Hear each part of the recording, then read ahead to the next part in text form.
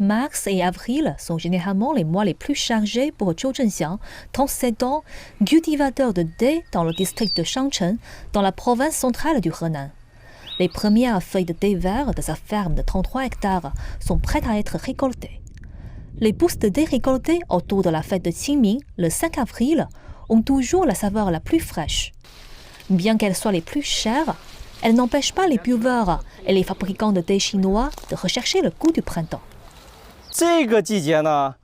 Tous les cultivateurs de thé ici font la course contre la montre pour récolter le thé. Ils doivent planter, cueillir, traiter et vendre le thé en l'espace d'un mois et demi. Le district de Shangcheng est l'une des principales zones de production du célèbre thé chinois Xingyang Maojian.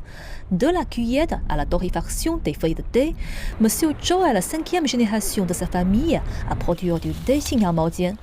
En 2010, il a créé une coopérative avec des villageois pour contribuer à la réduction de la pauvreté. La participation de la jeune génération a donné un nouvel élan à l'industrie locale du thé.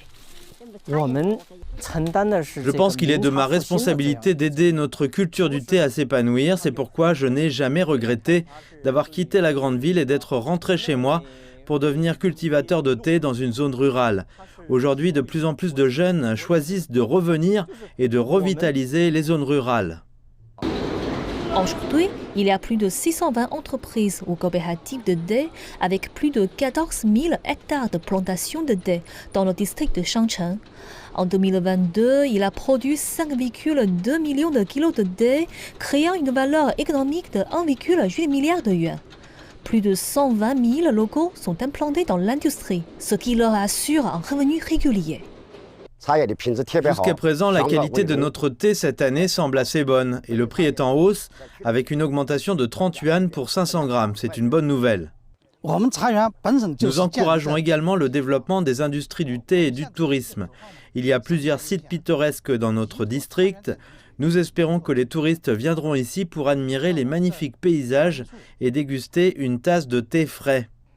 Ces dernières années, la culture traditionnelle du thé a gagné en popularité auprès des jeunes Chinois.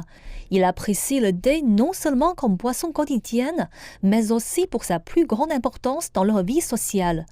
Grâce à la technologie moderne, le temps consacré à la préparation du thé est plus court aujourd'hui qu'auparavant, ce qui permet de répondre plus facilement à l'énorme demande.